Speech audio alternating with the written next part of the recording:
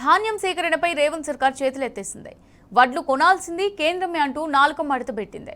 కేసీఆర్ సర్కార్ హయాంలో కేంద్రం ధాన్యం కొనకపోతే రాష్ట్ర ప్రభుత్వమే కొనుగోలు చేయాలని, లేదంటే గద్దెపై కూర్చునే అర్హతే లేదంటూ రేవంత్ మాట్లాడారు.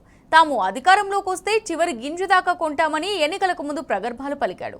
అంతేనా, మద్దతు ధరతో పాటు 500 రూపాయల బోనస్ ఇస్తానంటూ హామీ ఇచ్చాడు. ఇప్పుడు అధికారంలోకి రాగానే వడ్లు కొనే బాధ్యత నుంచి కాంగ్రెస్ సర్కార్ పరారీ అయింది.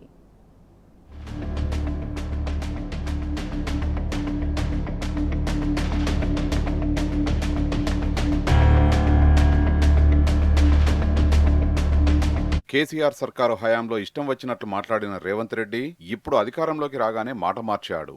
కాంగ్రెస్ అధికారంలోకి వస్తే ధాన్యం మొత్తాన్ని సేకరించడమే కాదు, గిట్టుబాటు ధరకు అదనంగా 500 బోనస్ కూడా ఇస్తామని ప్రగల్భాలు పలికాడు. వడ్లు బియ్యం విదేశాలకు ఎగుమతి చేసి లాభసాటి వ్యవసాయం ఎలా చేయాలో చేసి చూపిస్తామంటూ టీపీసీసీ అధ్యక్షుడి హోదాలో రేవంత్ రెడ్డి అనేకసార్లు వ్యాఖ్యానించాడు. కేంద్ర ప్రభుత్వం ధాన్యాన్ని కొనుగోలు చేయడం లేదని నాటి సీఎం కేసీఆర్ చెప్తే రేవంత్ రెడ్డి తీవ్ర విమర్శలు చేశారు. కేంద్రం కొనకపోతే రాష్ట్ర ప్రభుత్వమే కొనుగోలు చేయాలని, లేదంటే సీఎం కుర్చీలో కూర్చునే అర్హతే లేదంటూ మాట్లాడారు. అంతేకాదు, తమకు 10,000 కోట్లు ఇస్తే చివరి గింజ వరకు కొనుగోలు చేసి చూపిస్తామంటూ సవాల్ విసిరారు.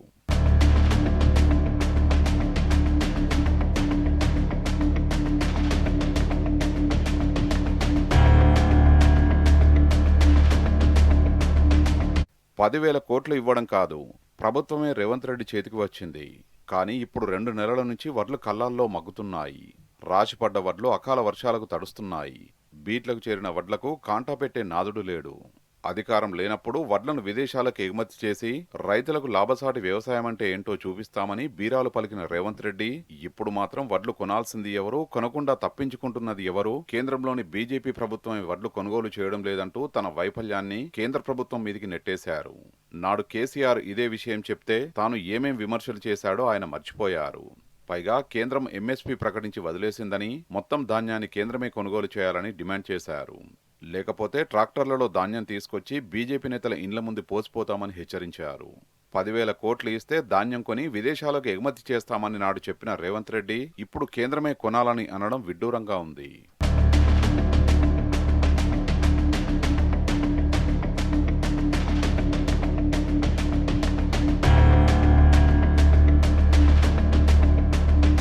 మోటార్లకు మీటర్లు పెట్టినా, రైతులకు ఉచిత విద్యుత్ నిలిపివేసినా వచ్చే ఎన్నికల్లో తాము పోటీ చేయబోమని రేవంత్ రెడ్డి ప్రకటించారు.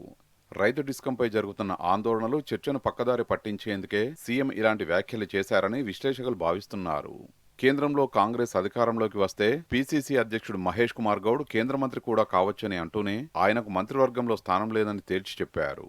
ఈ వ్యాఖ్యలతో మహేష్ కుమార్ గౌడ్కు మంత్రి పదవి వచ్చే ప్రసక్తే లేదని రేవంత్ రెడ్డి చెప్పారంటూ కాంగ్రెస్లో చర్చ జరుగుతున్నది. రేవంత్ రెడ్డి, మహేష్ కుమార్ గౌడ్ మధ్య మొదటి నుంచి మంచి సఖ్యత ఉండేదని, కానీ మహేష్ గౌడ్ బీసీ కోటాలో ఉప ముఖ్యమంత్రి పదవి కోసం ప్రయత్నాలు మొదలుపెట్టినప్పటి నుంచే విభేదాలు తలెత్తాయని విశ్లేషకులు చెప్తున్నారు. పైగా పదవి కోసం మహేష్ గౌడ్ ఢిల్లీ స్థాయిలో పైరవీలు చేశాడని, అందుకే విభేదాలు వచ్చాయని హస్తం పార్టీలో చర్చ జరుగుతోంది. తమ్మిడిహట్టి జల వివాదాలను పరిష్కరించుకునేందుకు మహారాష్ట్ర ముఖ్యమంత్రి అపాయింట్మెంట్ కోరితే ఆయన స్పందించడం లేదని వ్యాఖ్యానించిన రేవంత్ తనకున్న ఇమేజ్ ఏంటో బయటపెట్టుకున్నారు.